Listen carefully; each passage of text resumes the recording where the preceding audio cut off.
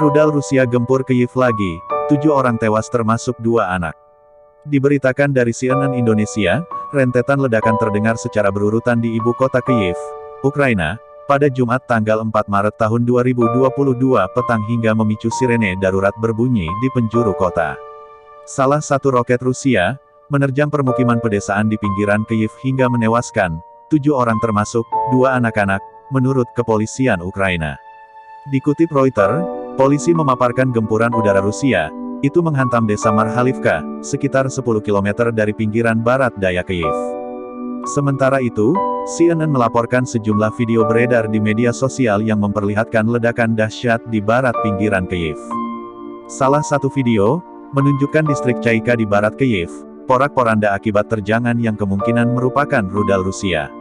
Serangan itu menyebabkan kerusakan besar pada gedung-gedung bertingkat di sekitarnya. Menurut pemetaan geografis CNN, dari bangunan-bangunan yang hancur itu tampak wilayah yang terkena gempuran rudal Rusia merupakan pusat distrik yang dikelilingi tanah terbuka. Ledakan itu dikabarkan bergema hingga ke seluruh kota.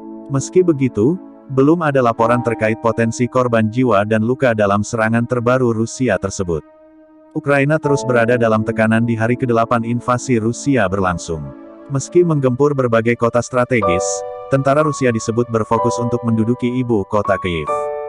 Selama beberapa hari terakhir, penduduk ibu kota Ukraina terus mempersiapkan diri menghadapi kedatangan konvoi militer Rusia sepanjang 60 km terdiri dari tank, kendaraan lapis baja, dan artileri.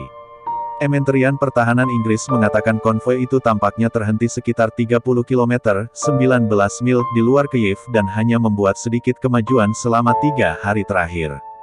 Bagian utama dari kelompok besar Rusia yang bergerak maju di Kyiv tetap berada lebih dari 30 km dari pusat kota.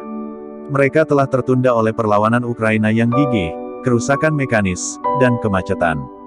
Kelompok tersebut telah membuat sedikit kemajuan yang terlihat dalam lebih dari 3 hari, kata Kementerian Pertahanan Inggris dalam sebuah pernyataan. Di hari yang sama, Rusia juga menduduki pembangkit listrik tenaga nuklir PLTN, Zaporizhzhia yang merupakan PLTN terbesar di Eropa. PLTN Zaporizhzhia bahkan sempat terbakar akibat pertempuran sengit tentara Ukraina dan Rusia. PLTN Zaporizhzhia pun menyatakan tetap beroperasi normal meski di bawah todongan senjata tentara Rusia. Dengan begitu, selama 8 hari invasi berlangsung, Rusia berhasil menduduki 2 dari 4 PLTN Ukraina.